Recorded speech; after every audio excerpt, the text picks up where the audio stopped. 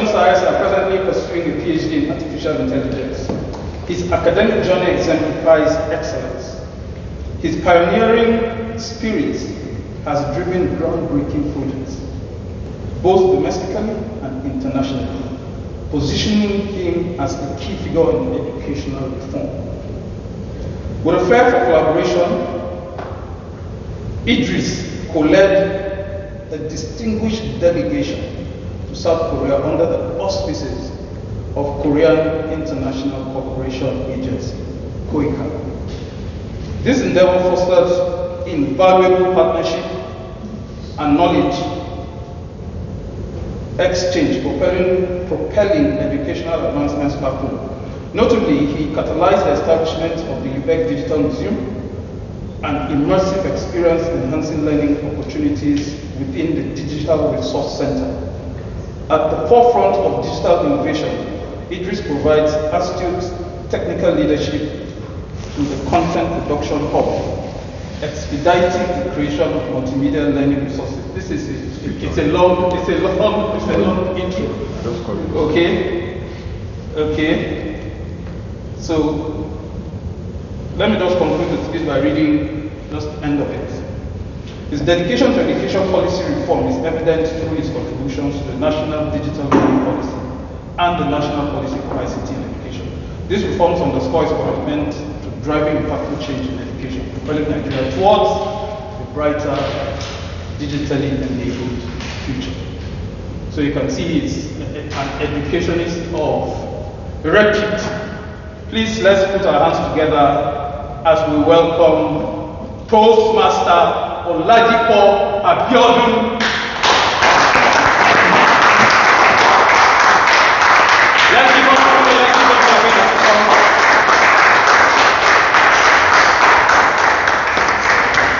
All right. Good afternoon. Good afternoon, distinguished Toastmasters. Evening. Good evening, distinguished Toastmasters. Good evening. I'm very excited. At the same time, very honored to stand before you to give this ice-breaking speech. I do not consider it just a speech, but an opportunity to let you into my world. I came into the world like every other person and grew up like every other child that aspired to become a leader or a successful person in one of the noble professions. If you could recall, if you ask your child now, what do you want to become? He or she would say, I want to become a lawyer, I want to become a doctor, or a banker, or an engineer, or a journalist. Because I love the way Siristoba, speak on TV back then. But the situation changed. And this is the story I want to tell you. The story of chalkboards, technologies, as well as HoloLens. Now, there are three things that have shaped my world. And the first thing is the fact that I am always someone that lives to support other people to realize their full potential. And what do I mean by this? Even when I was young, I was always trying to see how I can help every other person around me solve the problems, that they are facing. From, even though it is not ethical, from helping friends to solve their assignments, from, leading tutorials in the universities and all of that. But something stood out for me, which was the fact that I never wanted to fail. I always wanted to be at the top of everything that I do. The fear of failing, the fear of, sliding below the top, the fear of poverty and the fear of hunger was what pushed me to become the best version of me. And I read this book when I think I could recall when I was 14. It had stupendous impact on my life. And what's the title of this book? Think and Grow Rich by Napoleon Hill. And I have always lived by that philosophy, which says, life gives you not what you deserve, but what you decide. That changed the course of my life. And ladies and gentlemen, this marks the beginning of my story. I went into the university thinking I was going to come out as a lawyer. But fortunately for me, I didn't get in to study law. I got into a pre-degree program of all because it was very difficult at that time. I've always had it very difficult. And that is more or less the turning point of my entire story. I've always been a very competitive class right from my childhood days. But not to bore you with much of that story, let me tell you from the university days. I started with a pre-degree program, and it was a very competitive program. We were about 2,000 candidates, and they were to just take 110. And the courses available for me to pick were very unknown or obscure courses. But I instead chose library and information science because I felt there was library in the title of the course, because I love to read. We had a library. So I studied library and information, not knowing what the course was about. So I passed the degree courses in flying colors. I was among the top 5. So I got into library and information, and I told myself, I made C's in my O levels because I was just an average student. But I saw it differently because I felt that if I could make whole A's during my pre-degree, that means I could make a first class. So we started not even knowing what the course was about. I give it my whole. But I did a course in 100 level, information and development. That changed everything about me. Information and development. Those two words are not just buzzwords. How many of you remember pixels? If you have taken pictures before, you remember pixels.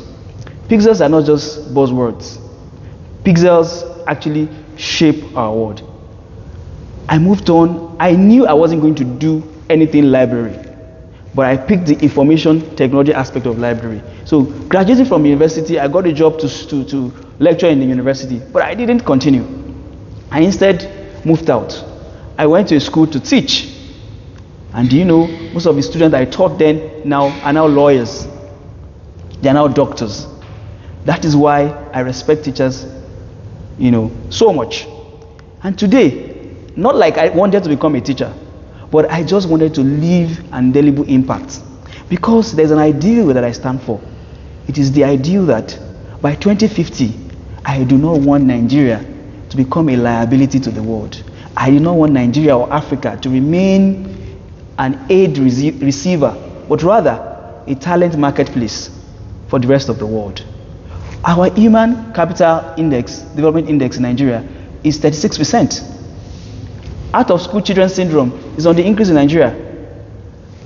Learning poverty is about 70%. And this is what I live for. I have tried as much as possible to ensure that our education system move from what it used to be, from just teaching basic numeracy and literacy, to teaching high income skills that will change the lives of the ordinary Nigerians. If you go to our smart schools today, I am part of that history, and I'm happy that I'm part of that history. You see the way knowledge is transferred, you see the way teachers are learning. Just yesterday, we just ended a training on robotics and artificial intelligence. Our teachers can now program robots, they can fly drones, just in Nigeria. Public school, they're not paying anything. This is what I stand for. This is what I want to do. Everything I've done in my life, it's not about money. I'm not so rich, but I'm happy that I've been able to touch lives. Distinguished Toastmasters, I'm very excited to be given this opportunity to share a little bit of my story. It's more than this, but I can't do that in 4 minutes. Thank you very much.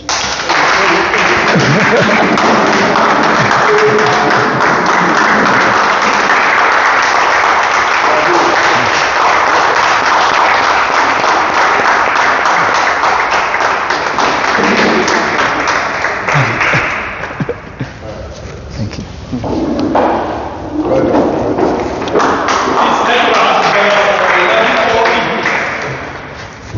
The screen went off.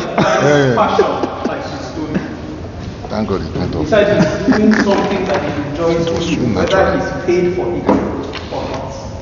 That is a clear example of passion, which is the theme for our meeting this evening.